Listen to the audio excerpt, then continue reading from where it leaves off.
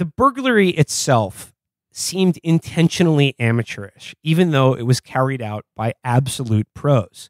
And from his first day in office, like Nixon knew that many of his supporters, or the people who had put him in the White House, were unhappy with him, particularly the right wing. And as I mentioned, this all concerns his attempts to thaw out the Cold War, using Kissinger to bypass the military, the defense establishment, the State Department, and basically like his attempts to secure agreements with the Soviet Union and China without the consent of the military and the oil men who thought he wasn't delivering enough for them on as it related to the depletion allowance or import quotas. So when Nixon says the Howard Hunt thing and talked about opening that scab, he meant the Bay of Pigs and the CIA.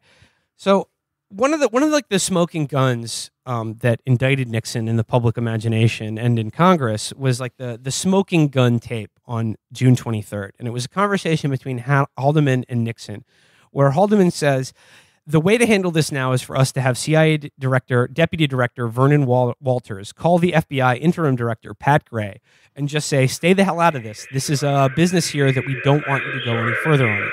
Nixon says, mm-hmm. The way to handle this now is for us to have Walters call Pat Gray and just say, stay the hell out of this.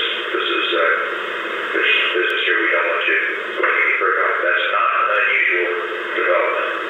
And an excerpt like that is damning, but in almost every account of the smoking gun tape, they don't play what happened immediately after that tape. And that was basically Haldeman and Nixon saying that they had stumbled inadvertently into an ongoing open CIA operation. They'll call them in and say, we've gotten a signal across the river to put the hold on this. And that'll fit rather well because the FBI agents who are working the case at this point feel that's what it is a CIA.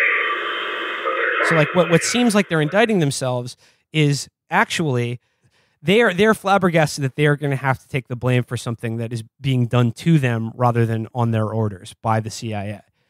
And this is crucial because it's not like Nixon was like a critic of the CIA in the sense that you or I would be. Like he had his own reasons for this and he was in collusion with all the same people. But the thing is, he knew them. He was their creature and he had his own motivations is like his own power to consider. And he was terrified of that Bay of Pigs things and what it really represented. And another fictional account of Nixon's presidency is Oliver Stone's Nixon.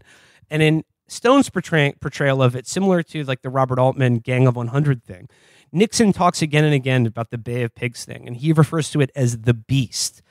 This nexus of like shadow government and power that was created, of course, to assassinate Castro and to like overthrow the Cuban Revolution, but took on a life of its own.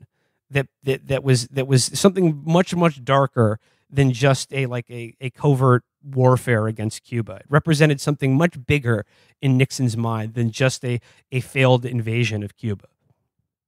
In Baker's book, there's a long digression about how Nixon himself also ended up in Dallas on November 22nd, 1963. He was there to speak at Pepsi Cola's corporate meeting and convention.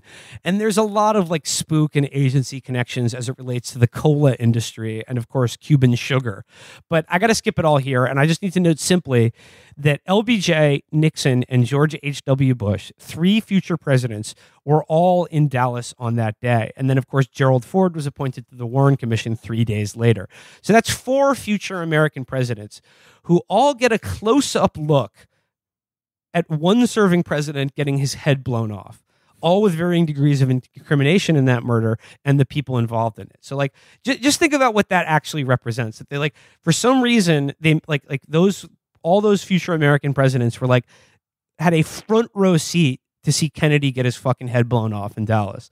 Do you think that might have led to Nixon's paranoia about the CIA and the Bay of Pigs thing, considering who was involved in the Bay of Pigs? Yeah, it's highly likely.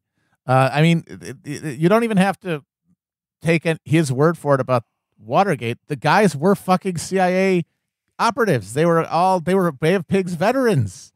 And speaking of the incompetence of the Watergate burglary, the thing that always gets me is that the whole reason it got blown is because a security guard passed by a door that had a piece of tape over the lock, which is a classic way that you keep a door open.